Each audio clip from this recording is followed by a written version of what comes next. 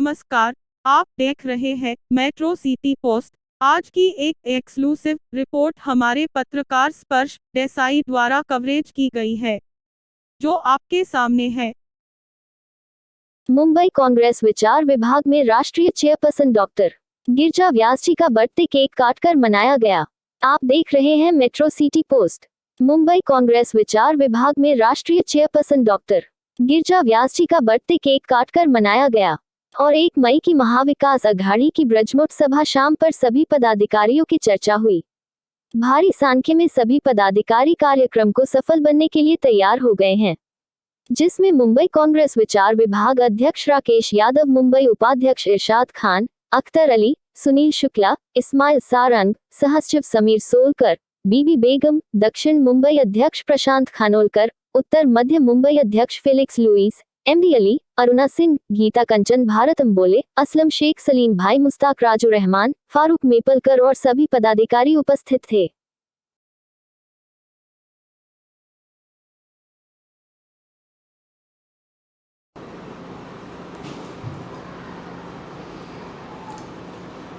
आप media point news का हार्दिक आभार। यहाँ पर आए हैं आपके द्वारा। हमारी आज मुंबई कांग्रेस विचार विभाग की सभी पदाधिकारियों की आज मीटिंग हुई। 1 मई को महाविकास अघाड़ी की ब्रजमोट सभा होगी, उसे लेकर हम सभी पदाधिकारियों ने संकल्प लिया है कि उस ब्रजमोट सभा में अधिक से अधिक लोगों को लेकर, मुंबई के सभी लोगों को लेकर वहाँ पर पहुँचेंगे और एक सफल सभा को बनाने का संकल्प सभी लोगों ने लिया है। और उसी के साथ हमारी राष्ट्रीय अध्यक्षा गिरिजा व्यास जी, जो विचार विभाग की राष्ट्रीय अध्यक्षा है, पूर्व केंद्रीय मंत्री, उनका जन्मदिन में हम लोग ने हर्षोल्लास से यहाँ पर मनाया। और इसी के साथ ब्रजमोट सभा हो रही है, तो उसमें मुद्दे हैं कि सत्यपाल मलिक जी जो थे, पूर्व राज्यपाल, 3 राज्यों के राज्यपाल रहे वो, कई वर्षों तक सांसद भी रहे हो बीजेपी से, बीजेपी के राष्ट्रीय उपाध्यक्ष रहे हो। जब तक उन्होंने मुंह नहीं खोला था, जिस तरह वो 87 में बोफोर्स के मुद्दे पर कांग्रेस से अलग होते हैं तो देशभक्त कहे जाते हैं, उसके बाद बीजेपी के राष्ट्रीय उपाध्यक्ष होते हैं तब वो देशभक्त होते हैं। जैसे ही वो के राज्यपाल बनते हैं कश्मीर के, वहाँ पर वो कहते हैं कि जितने भी यहाँ पे घर हैं, जैसे मुफ्ती मोहम्मद सईद हो या वो आज़ाद जी रहे हो या फारूक अब्दुल्ला के घर वाले हो, बोलते थे कि वो कश्मीर के लिए इन्होंने कुछ किया ही नहीं, सिर्फ अपना घर भरा।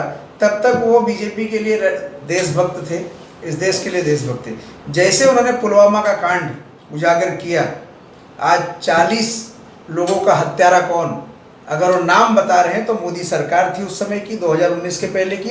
पूरी सरकार पर 40 लोगों का मर्डर केस चलना चाहिए, हमारी मांग है विचार विभाग की तरफ से। इसके बाद उन्होंने कहा कि गोवा का मुख्यमंत्री, जब वो गोवा में राज्यपाल थे, तो गोवा का मुख्यमंत्री टैक्सी वालों से वसूली करता था, उसको उन्होंने आक्षेप लिया तो उन्हें वहाँ से ट्रांसफ़र कर दिया गया राज्यपाल पद से। तो बीजेपी का एक चेहरा सामने आया कि सिर्फ वो वसूली में, जो मोदी जी ने कहा था ना खाऊंगा ना खाने दूंगा, तो मोदी जी का जो संकल्प था खाऊंगा मैं, सिर्फ खाने नहीं दूंगा, ये दिखता है। उसके बाद उन्होंने राम माधव का नाम लिया, जो आरएसएस के महामंत्री रहे पहले, आज जो बीजेपी के लिए काम कर रहे हैं। 300 करोड़ रुपए का ऑफर दिया रिलायंस के एक फाइल को क्लियर करने के लिए, अंबानी की। तो उस तीनों मुद्दे पर आज तक ईडी, सीबीआई या सीआईडी ने क्या काम किया, ऐसा कुछ भी नहीं। उस मुद्दे पर ना हमारे प्रधानमंत्री का मुंह खुला अभी तक, धीरे धीरे 15 दिन हो गए हैं। बीच में उन्हें एक दिन बुला लिया जाता, उनके घर पर खाप पंचायतों की मीटिंग थी, उनका घर भाड़े का है, उस घर में वो 50-60 लोगों को नहीं बिठा सकते, इसलिए सामने गार्डन था वहाँ बिठाए, पुलिस आके उनको उनके खाने के साथ उठा के लेके जाती है। एक निंदनीय कृत्य है कि आदमी अपने घर पे अपने लोगों को बुलाकर खिला नहीं सकता है। उसके बाद आज फिर से पता चला है कि पुलिस ने उन्हें फिर से गिरफ्तार कर लिया है। तो एक निंदनीय कृत्य है, प्रधानमंत्री जी का मुंह नहीं खुलता है। पाकिस्तान की संसद में इमरान खान ने कहा था कि जो कुछ हुआ है पुलवामा में, इसमें हमारा कोई हाथ नहीं है। जो भी हमारे घर में घुस के मारो चिल्ला रहे हो, सिर्फ अपने वोट के लिए और वहाँ सत्ता बनाने के लिए लोगों को मूर्ख बनाकर भारत के। तो मुझे लगता है उन्होंने सत्य कहा था अपनी संसद में, और हमारी संसद में आज जिस तरह मौन है हमारे प्रधानमंत्री, तो कहीं ना कहीं ये लगता है कि 40 लोगों के हत्यारे ये पूरी पुरानी कैबिनेट 2019 के पहले की थी। तो मैं चाहूँगा कि राष्ट्रपति द्रौपदी मुर्मू से, अगर आपको लगता है सैनिक इस देश का सबसे वफादार इंसान है, देशभक्ति में मरने के लिए तैयार रहता है अपने देश के लिए, अगर ऐसे 40 लोगों की हत्या की जिम्मेदार ये सरकार है, तो इसको तुरंत बर्खास्त करें और राष्ट्रपति शासन लागू करें।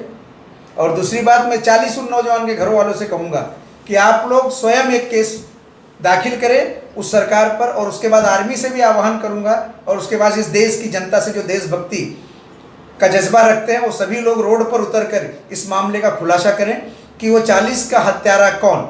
धन्यवाद। जय हिंद, जय महाराज, जय भीम। धन्यवाद।